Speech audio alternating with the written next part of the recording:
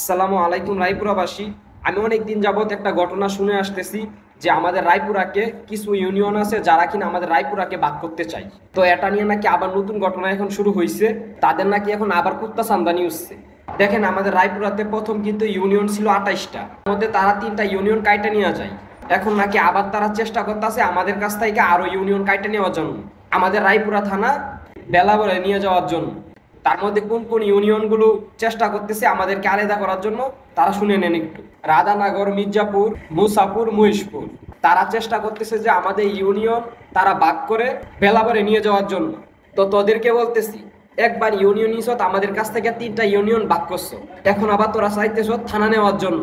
এখন তোদের কি মনে হয় রায়পুরার মানুষ কি চুরি কইরা বইসা আছে? এখন তোরা আইলি ইউনিয়ন নেওয়ার জন্য, তাদেরকে জামায়াতুর কইরা ইউনিয়ন দিয়ে দিব?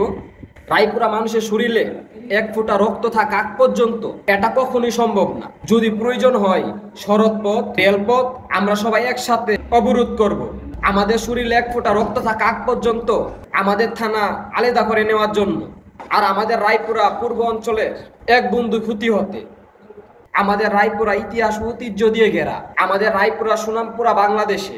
আর আমাদের পরিচয় হলো রায়পুরা থানা, আমাদের রক্তে মিশে আছে রায়পুরা থানা। আর সেই রক্ত তোরা আলাদা করতে চাস? তোরা সিনহের এরিয়ায় আইসা তোরা সিনহের এরিয়া কাইরা নেওয়ার চেষ্টা করস।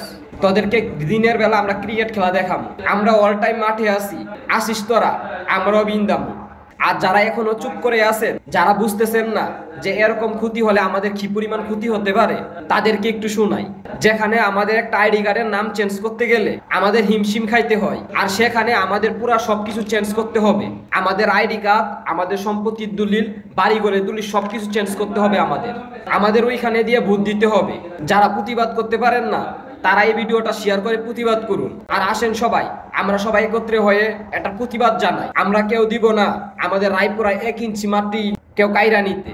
ভিডিওটা বেশি বেশি করে শেয়ার করে দেন, আর সবাই একত্রিত হয়ে একটা প্রতিবাদ করুন। সবাই ভালো থাকেন, সুস্থ থাকেন। আল্লাহ হাফেজ।